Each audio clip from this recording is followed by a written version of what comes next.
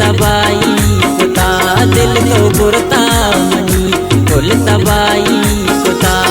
हंगता blue खुशे मस्त घराई कुता हंगता blue खुशे मस्त घराई कुता दिल तो बुरता मनी बोलता बाई कुता। ये गाना शायरी को मना जाऊ लंजार अच्छे डाला बीमा मदेगी और खास फरमाश कुता जाऊ लाल बाजार अच्छे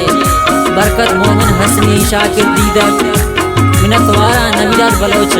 दिलगोश और खास फरमाश कुता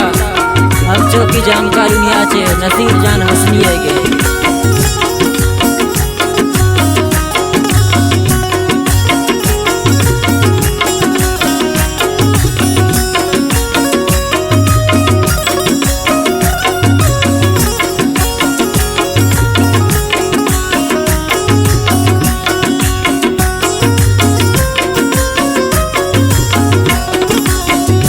दिल तो बुरता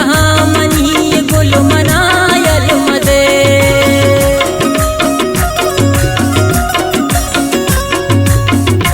दिल तो बुरता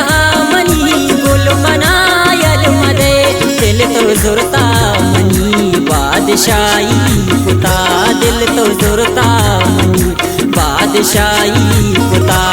हंगता बुलू खुशे मस्त घराई कुता दिल तो बुरता मनी बोलता बाई कुता।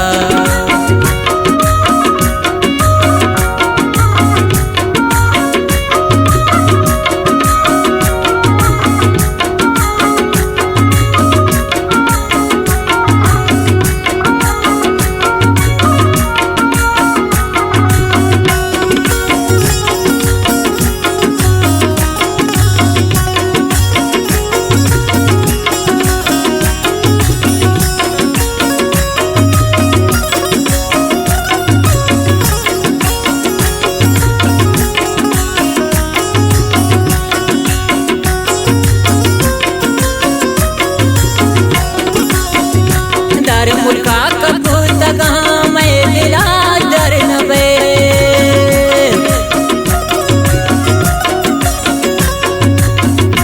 दर मुल्का कबूत कहाँ मैं दिला दर नबे मारा इश्क वतनी तो नशाई कुता मारा इश्क वतनी तो नशाई कुता हंगता बुलू खुशे मस्त घराई कुता दिल तो बुरता मनी बोलता बाई कुता।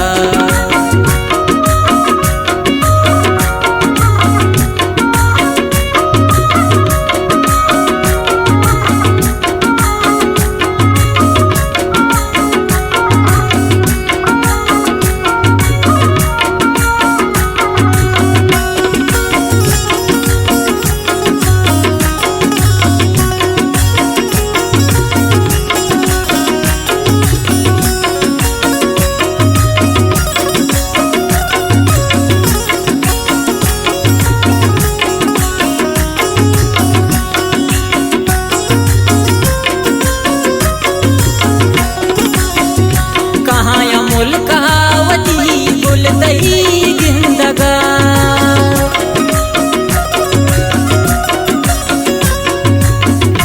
कहाँ अमूल कहावती गुल दही जिंदगा तो मैं लुंजी शपान रोशनाई कुता तो मैं लुंजी शपान रोशनाई कुता हंगता गुलू खुशे मस्त घराई कुता दिल तो बुरता मनी बोलता बाई कुता।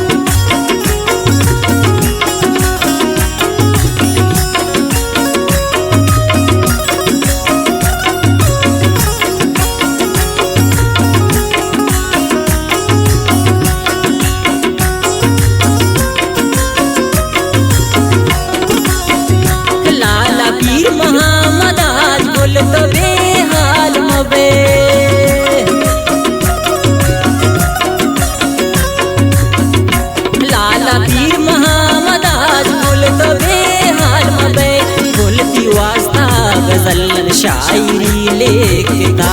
बोलती वास्ता गजल शायरी लिखता हंगता बुलू खुशे मस्कराई कुता हंगता बुलू खुशे मस्कराई कुता दिल तो बुरता